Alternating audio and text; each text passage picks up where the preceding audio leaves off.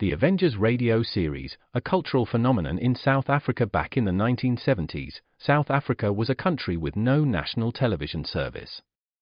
It wasn't until 1976 that the country would get its first taste of television broadcasts.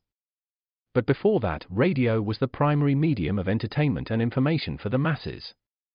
This was the context when The Avengers, a British spy-fi series, made its debut on South African radio and became a cultural phenomenon.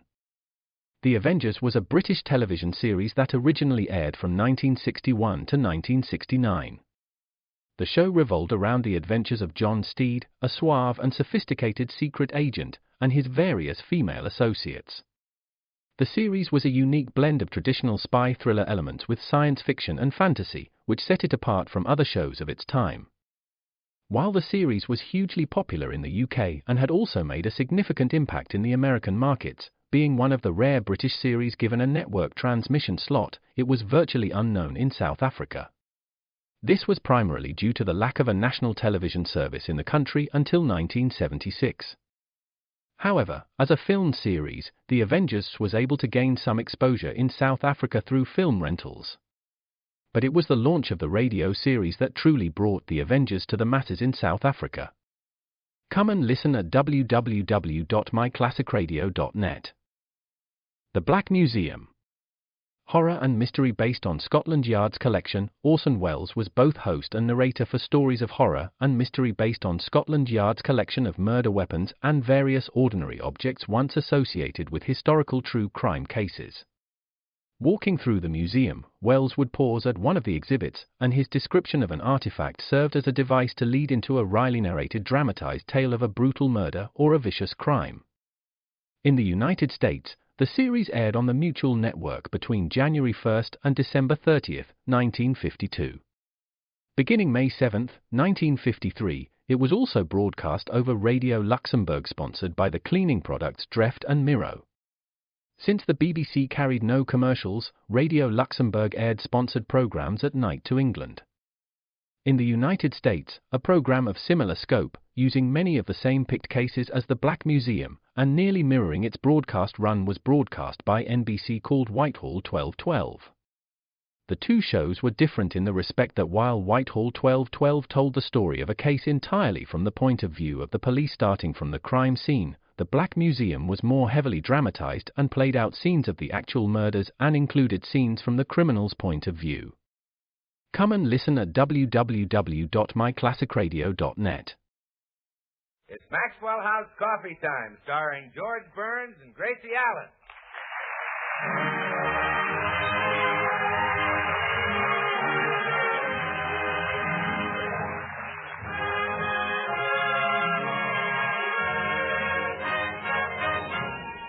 Maxwell House, America's favorite coffee, brings you a new series of programs featuring the domestic adventures of that lovable Mr. and Mrs. George and Gracie. With yours truly, Bill Goodwin, the Les Paul Trio, and the music of Meredith Wilson and his orchestra.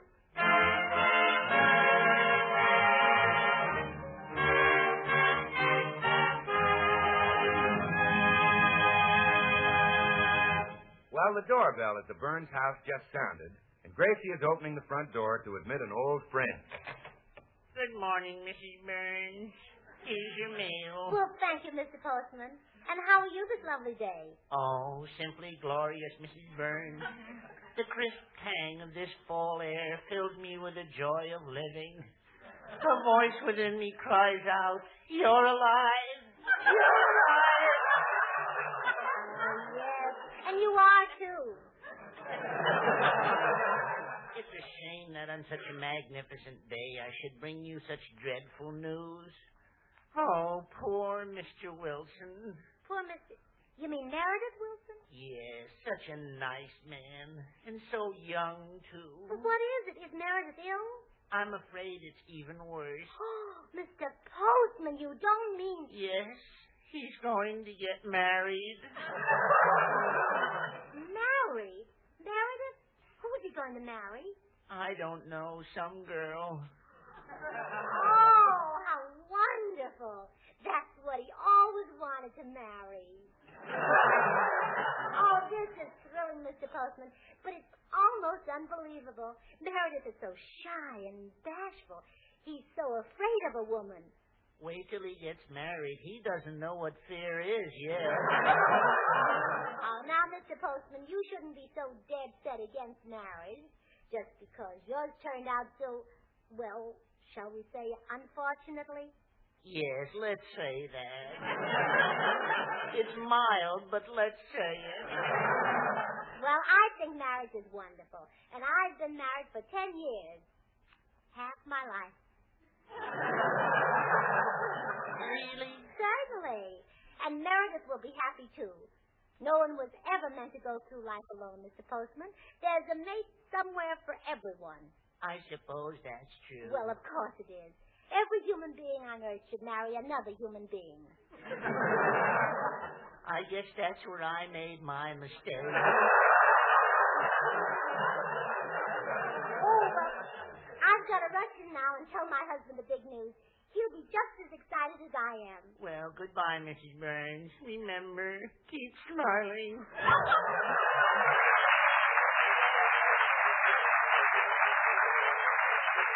George! Oh, George! Yeah. What's the excitement? Oh, I just heard the most thrilling news. Guess who's getting married?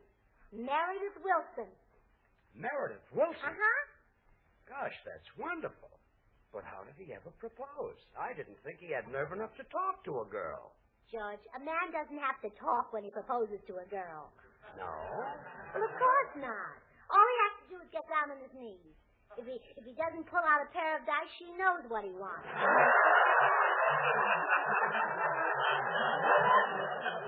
I guess so. Well, gee, this is great news. Isn't it? Oh, I'm so excited. I just love weddings.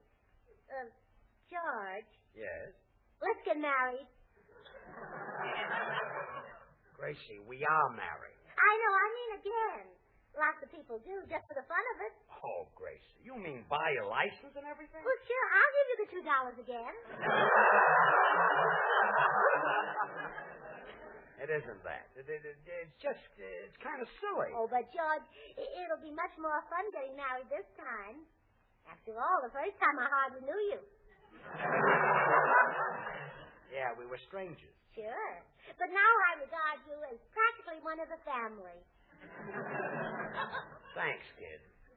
Now forget it. Only Meredith is getting married, not us. Oh. Well, all right, dear. Maybe it's better that way because then you can sing. You mean sing at Meredith's wedding? Well, certainly. What could be more inspiring to a young couple starting on life's great adventure than the sound of your golden voice singing, I love you truly. I love you truly, truly, dear.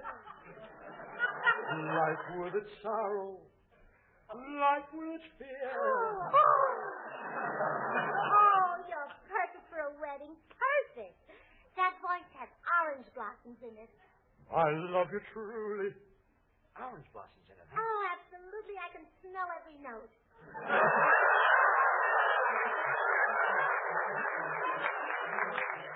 Well, come on, let's go over and we'll tell Bill Goodwin the news. Take me there on wings of song, Sugar Throat. I love you truly. Oh.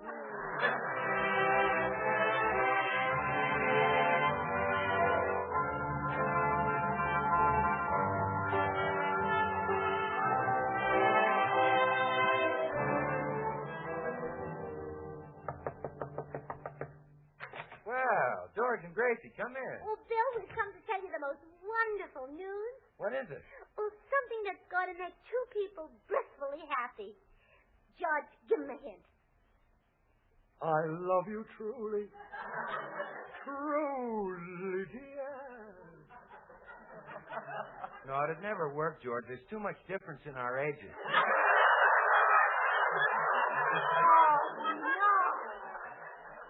No, Meredith Wilson is going to get married to a girl.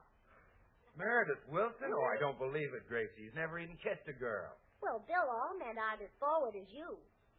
George didn't kiss me right away either. That's right.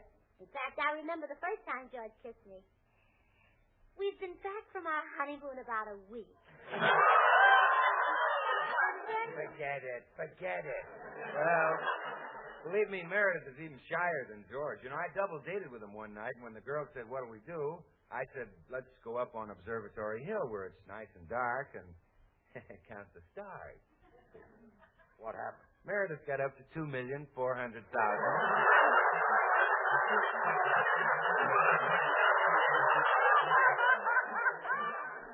I'll bet you weren't counting stars, huh, Bill? Oh, shucks no, George. I took my girl for a walk down the old Ox Road. Tripped over a pebble, didn't you? Yes. Lucky girl. Imagine walking down the old Ox Road with the old ox himself. Well, I still can't believe that bashful Meredith is getting married. Why don't we go over to Meredith's house and check up on this thing? Well, yeah, let's go. By the way, Bill, if it's true, you'll be the only single one left. Well, that suits me. Now, Bill, wouldn't you like to settle down like George? Not that far down, no. Let's go and see Meredith.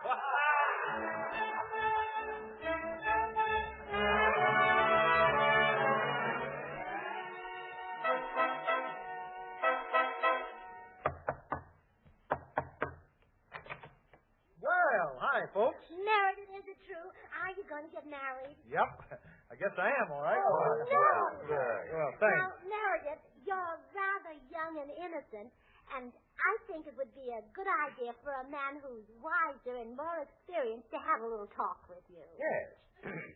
Sit down, Meredith. You too, George, and don't miss a word Bill says. Well, Meredith, my boy, as soon as the wedding is over, get your bride away from the crowd. He's right. That's what George did. Yes. Now, rush her to your car and drive straight to your honeymoon cottage. That's what George did. Pick her up in your arms and carry her across the threshold. Go on, Bill.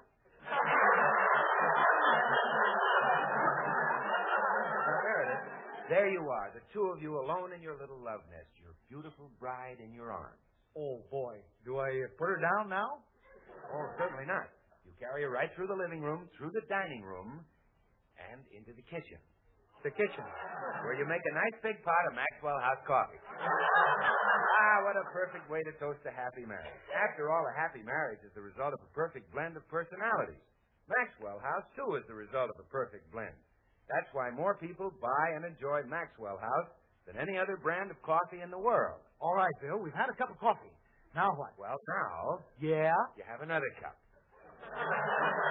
Maxwell House is so delicious, almost everybody wants a second cup. It has more flavor. More flavor in the blend because of the choice Latin American coffees, which are skillfully combined in Maxwell House.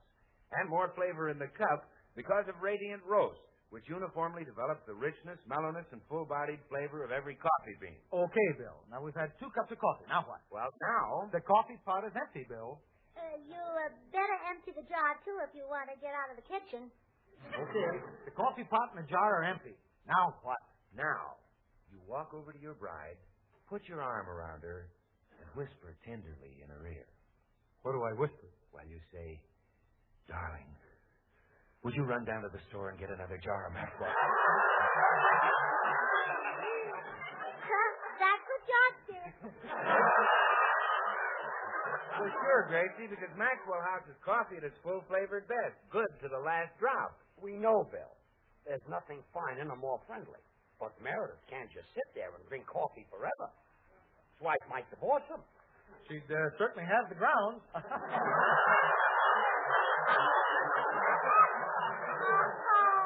Meredith. Now I know you're going to be a wonderful husband. You and George have the same brilliant sense of humor. Oh, well, thanks. And now we all want to congratulate the lucky girl. Who is she? Well, she's the girl who sells ribbon at the dime store. I've been in love with her for a year now. Oh, what's her name? I don't know. You don't know her name? I've never gotten up nerve enough to ask her. Well, how did you propose to her? Well, I haven't yet. Every day I think I will. But when I get there, I lose my nerve and I just buy a yard of blue ribbon. Oh, murder. You've been after the girl for a year, and what have you got to show for it? I got 300 yards of blue ribbon. Well, that's very handy. No married couple should be without it. Absolutely. Yeah. Furniture they don't need. Oh. A house is nothing. But got to have at least a few hundred yards of blue ribbon. Oh, now, boy. What is home without ribbon? Yeah, it takes a heap of ribbon to make a house a home. Oh. Now, stop making fun of Meredith. Who knows, after a year, you may even have a little string running around the house. Why, sure.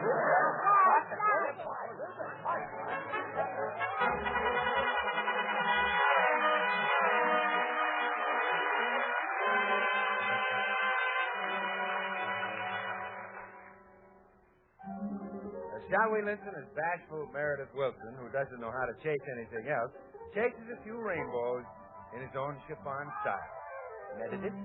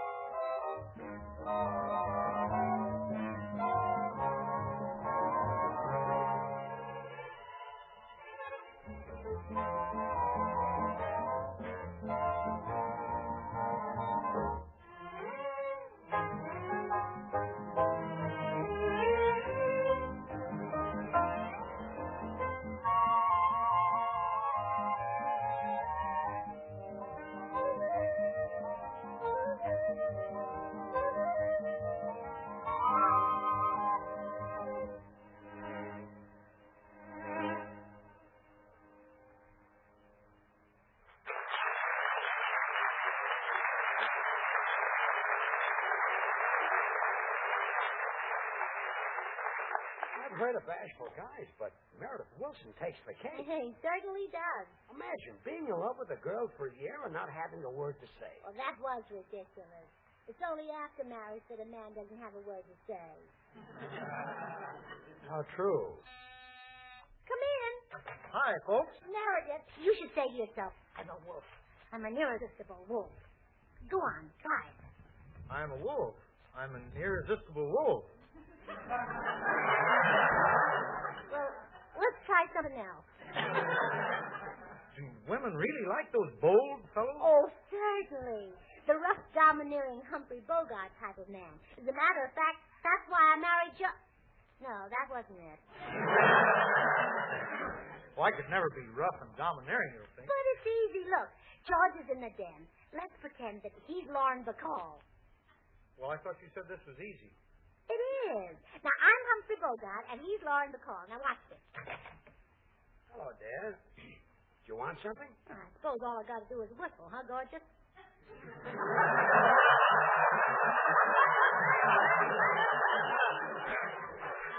Gorgeous? Don't wave those long eyelashes at me, doll face.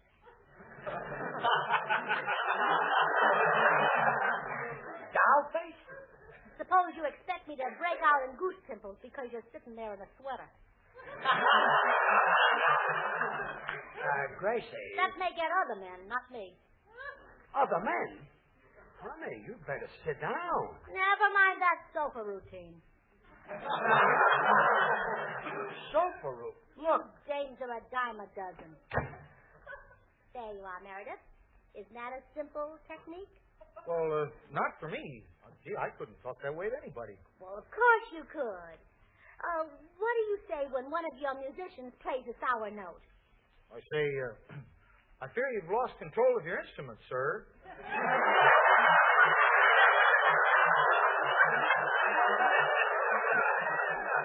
Well, Meredith, I guess we better use another technique. Now, how about the strong, silent Gary Cooper type? Women like them, too? Oh, yes, as a matter of fact, that's why I married Joe. No, that wasn't it either. Well, listen, I'll show you how the Gary Cooper approach works. Oh, it's you again, huh? Yep. You still think I look beautiful in the sweater? Nope. What's the matter with you? Why do you carry on that way? Yep. Yep? That doesn't make much sense, does it? Nope. What's with this yep and nope? Are you losing your mind? Nope. Could I be losing mine? Yep. This is the silliest thing I ever heard. Could you make that a question? Will you get out of here? Yep. Well, Meredith, how about that technique? It's no use, Gracie. I can't be Humphrey Bogart, and I can't be Gary Cooper. I'll just have to be Meredith Wilson. No, we're not that desperate yet. Well, I'm a musician, not a lover. I'll never get a girl. I guess I might as well stick to my flute. I think you'd have more fun with a girl.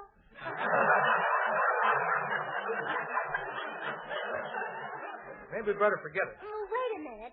Look, a girl usually wants a man that all the other girls are crazy about. Well, I've noticed that. Well, sure, as a matter of fact, that's why I married Joe. Now I'm just being silly. But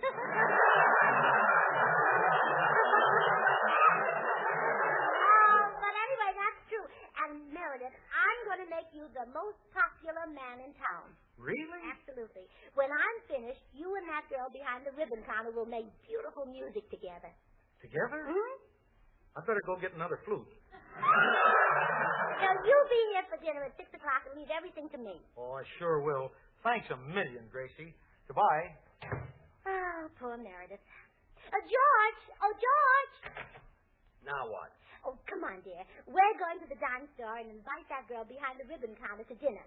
What for? Well, I've got a plan that'll get her married to Meredith. What is it? Oh, darling, please. If I tell you my secret, you'll know how I hooked you. You hooked me.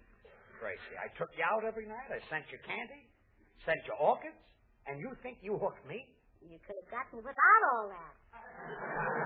You could call that getting hooked? Yeah, I was hooked. Let's go.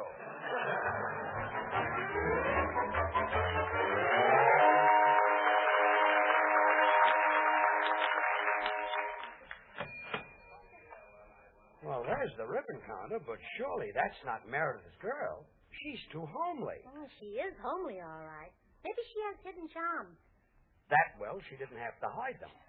Well, if Meredith loves her and wants to marry her, that's enough for us.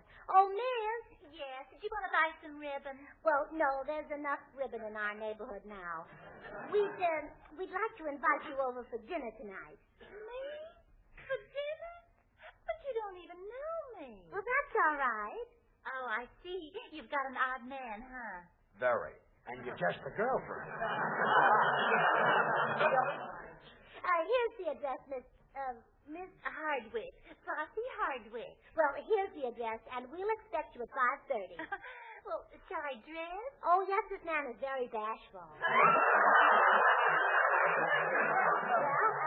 see you tonight. Goodbye. I can't understand how Meredith could want to marry that scarecrow. Well, George, homely people are honest and kind and faithful. They make the best mates. As a matter of fact, that's why I married... Well, what do you know? I finally got it.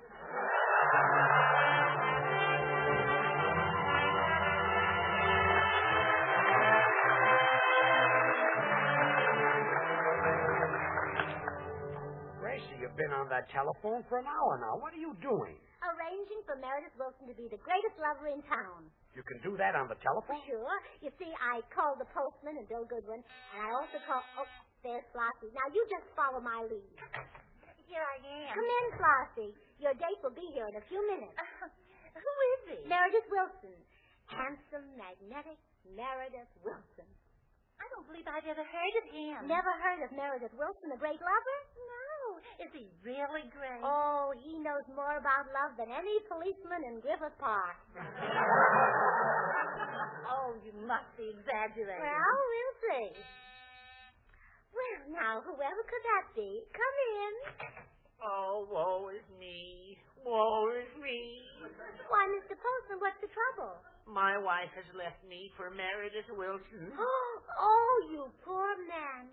But don't blame him. No woman can resist bedroom eyes, Wilson.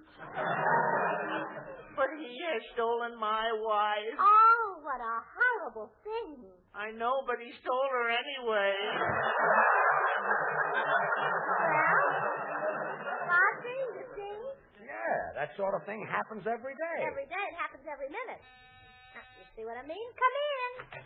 Where's Meredith Wilson? I'll kill him. I'll murder him. I'll fatten Why, him. Bill Goodwin, whatever could be the trouble? He had stolen my fiancée, the girl I promised to marry. Oh. He can't go on like this.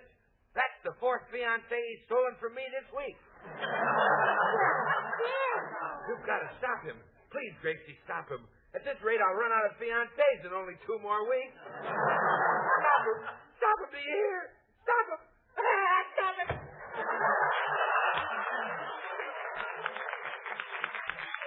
Meredith Wilson stole his girl, too. That's no trick for Meredith. Oh, but Bill Goodwin is a movie star. Meredith is more fascinating than any movie actor. He has more appeal than Ronald Coleman.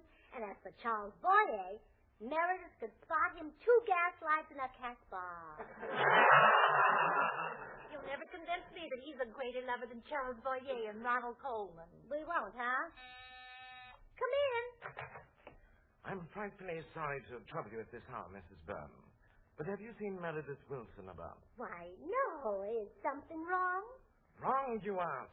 My dear child, the cad has made off with the girl I treasured above rare jewels. Meredith stole your girl? Yes.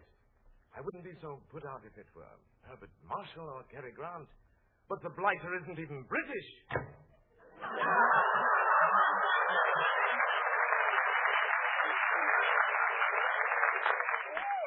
Of all people, him. Why, I wouldn't have believed it's possible. Oh, you haven't seen anything yet. Come in. Bonjour, madame, bonjour. Could you tell me where I might find Meredith Wilson? Now, don't tell me he has stolen your girl. Mais oui. Oh, well, he's really picking on you British tonight, isn't he? I am too plain, too unromantic to compete with this Meredith Wilson. I think I go back to Paris. Au revoir, madame. Oh, I will. Goodbye.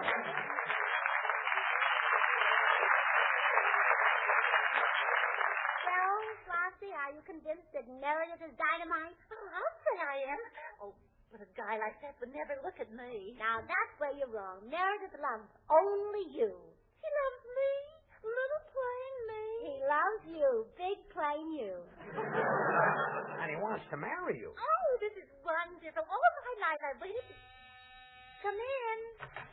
Well, is dinner ready? Yes, and so is Flossie. Take him, Flossie. He's all yours. Oh, come here, bedroom eyes. Hey! Stop! Let go of me. You'll break my glasses. Meredith, stop trying to get off her lap. This is your dream girl. I fixed it for you. But I never saw her before in my life. This is the girl behind the dime store ribbon counter. Oh, I'm not the regular girl. I would get substitutes every What? day. Come on, Diesel. Let's get married. But I don't want to. No. No, now stop dragging me. Help! Oh, I hope they'll be happy together. You did a fine job.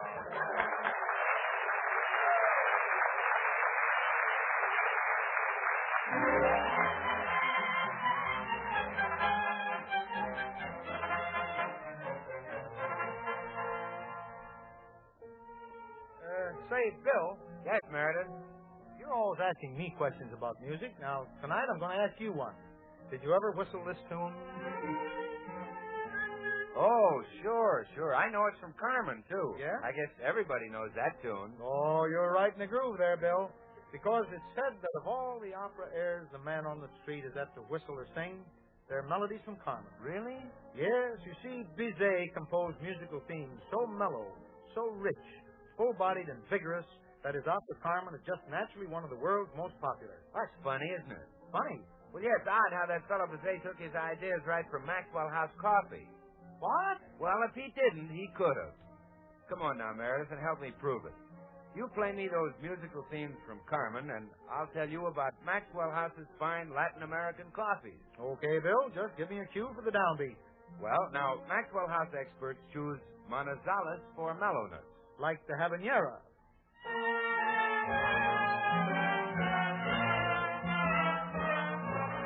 And Medellins for richness. That's Michaela's aria.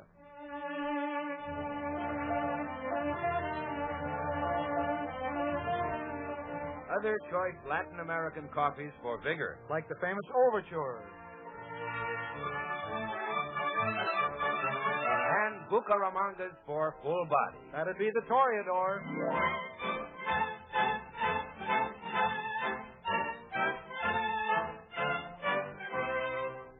So, like music you ask to hear again and again, Maxwell House is the coffee more people ask for again and again.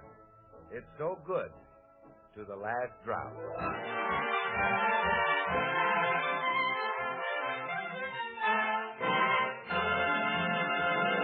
Here, George and Gracie. Oh, George, don't forget we're going to be on the Danny Kaye show tomorrow night, and Bill and Meredith will be with us. That's right, Gracie.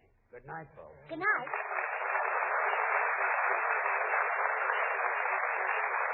Join us again next week when we'll all be back. George Burns, Gracie Allen, Meredith Wilson, and orchestra, and yours truly, Bill Goodwin. Until next Thursday, then, good night and good luck from the makers of Maxwell House, America's #1 brand of coffee, always good to the last drop. The impersonations of Ronald Coleman and Charles Boyer on tonight's program were done by Paul Freese. Stay tuned to this station because Dinah Shore's open house is coming on in just a second. Dinah's special guest tonight is Jack Carson. Oh, goody, goody Jello pudding tonight. It tastes like Grandma's, only more so. You ain't kidding. That's right. And just as Jello's rich, delicious, locked in flavors can't be beaten. So the proof of Jello pudding's in the eating. The Jello twins are hard to find, but keep on looking in your store. When sugar shortages are over, there'll be more. Just a taste of Jello pudding or of Jello, and you know it's the one and only Jello.